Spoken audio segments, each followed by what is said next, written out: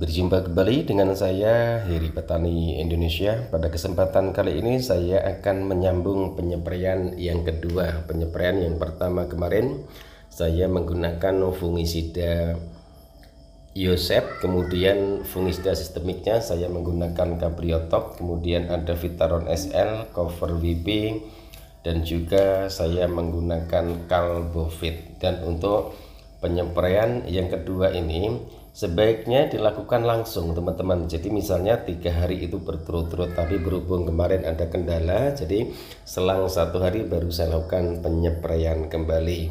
Kemudian nanti apa saja yang saya pergunakan, kemudian juga perkembangannya sudah tidak terjadi penularan, tapi karena untuk menangani penyakit antraknosa itu saya langsung, jadi 3 kali penyepraian, pertama, kedua, dan ketiga. Dan untuk penyepraian tahap yang kedua ini, apa saja yang saya pergunakan, funginya apa, kemudian nutrisinya apa, maka dari itu silahkan ditonton videonya. Harapan kami mudah-mudahan videonya bermanfaat. Dan untuk kondisi tanaman cabenya seperti yang teman-teman lihat, tanaman cabai dengan varietas Oertavi, walaupun pohonnya tidak terlalu tinggi tapi buah-buahnya sangat rapat sekali. Oke teman-teman, silahkan nonton videonya.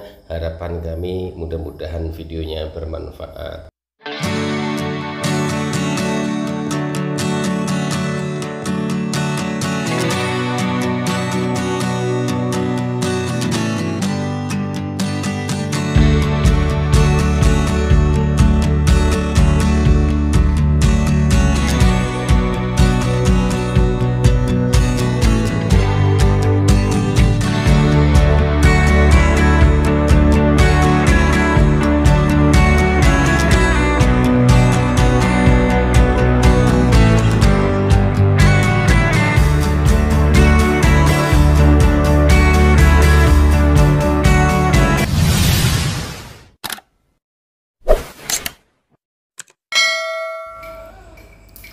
Assalamualaikum warahmatullahi wabarakatuh. Bismillahirrahmanirrahim. Allahumma sholli ala Sayyidina Muhammad wa ala ali Sayyidina Muhammad. Berjumpa kembali dengan saya Heri Petani Indonesia. Pada kesempatan kali ini saya ingin melanjutkan penyepraian tanaman cabai dengan varietas Oertavi. Di sini yang saya jelaskan dulu adalah varietas Oertavinya. Penyepraian pertama kemarin sudah saya lakukan, harusnya itu 3 hari berturut-turut, berhubung saya ada kendala ataupun ada suatu hal yang tidak bisa saya tinggalkan, sehingga akhirnya baru hari ini saya lakukan penyepraian kembali. Penyepraian pertama saya menggunakan fungisida Cabriotop untuk sistemiknya, kemudian untuk fungisida kontaknya saya menggunakan fungisida Benazet. Maksud kami untuk fungisida kontaknya saya menggunakan Yosep yang warna biru, bahan aktifnya Mancozeb. Kemudian ada Vitaron SL, Cover VP, dan juga ada Calbovit. Dan untuk penyepraian kali ini apa saja nanti yang akan saya pergunakan. Tapi di sini saya juga ingin menjelaskan penyepraian yang pertama hasilnya sudah cukup lumayan bagus. Karena siang saya melakukan penyepraian, kemudian malamnya diguyur hujan. Setelah itu saya cek kembali, ternyata sudah tidak terjadi penularan. Tapi karena ini adalah antraknosa yang harus diobati secara tuntas agar tidak terjadi penularan. Karena kalau sudah terserang antraknosa, kalau tidak rutin melakukan penyepraian dan juga perawatannya dengan intensif, biasanya penyerangannya sangat cepat sekali. Kemudian langkah-langkah yang kedua yang harus dilakukan adalah pembersihan rumput. Daun-daun yang sudah tua dibersihkan. Tujuannya apa? Agar kelembapan tanah masih tetap terjaga dengan baik. Biasanya patogen jamur itu menyukai tempat-tempat yang becek, yang lembab, kemudian kurangnya sinar matahari, itu pun juga akan mempercepat proses serangan antraknosa. Bakteri ataupun jamur itu sangat perlu diwaspadai oleh sahabat-sahabat tani semua, karena kalau sudah menyerang tanaman cabai yang kita budidayakan, kadang-kadang kita repot dispray sembuh, kemudian ditinggalkan berapa hari, 2 hari lagi sudah muncul serangan antraknosa. Apalagi sekarang kondisi harga cabai juga sudah mulai anjlok secara drastis, tapi itu bukan alasan untuk tidak melakukan perawatan tanaman cabai. Oke teman-teman, apa saja yang akan saya pergunakan untuk penyepraian yang kedua untuk mengobati serangan penyakit antraknosa, maka dari itu silahkan ditonton videonya.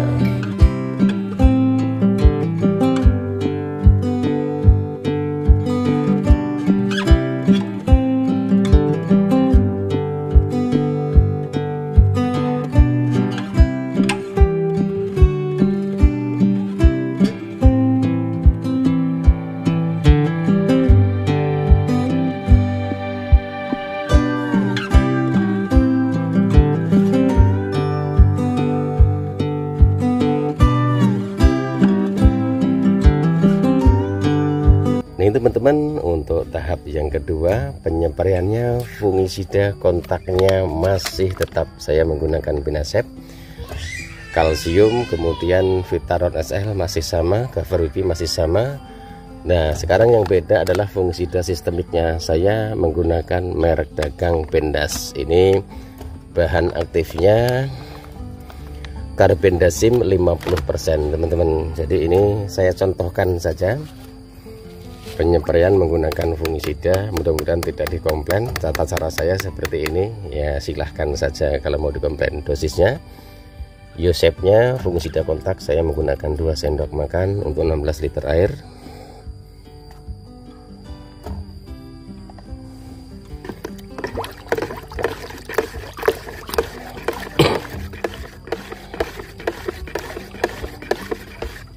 Kemudian untuk Bendasnya saya menggunakan 2 sendok makan untuk 16 liter air juga.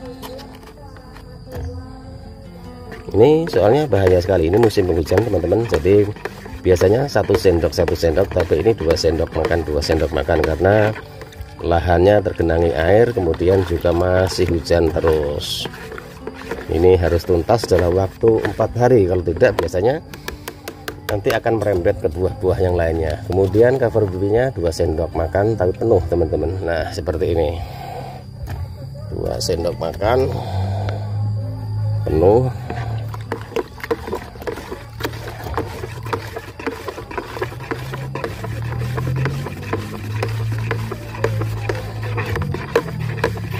Nah ini juga perlu digarisbawahi oleh teman-teman semua, harusnya fungisida itu tidak harus sama teman-teman, merek dagangnya tidak harus sama. Yang penting sistemik, bahan aktif apa saja beda. Lah nanti kalau memang tidak cocok baru diganti dengan bahan aktif yang lain. Jadi tugas petani itu adalah mencoba, dengan mencoba itu akan menambahkan wawasan ataupun ilmu-ilmu yang bermanfaat. Nah seperti ini.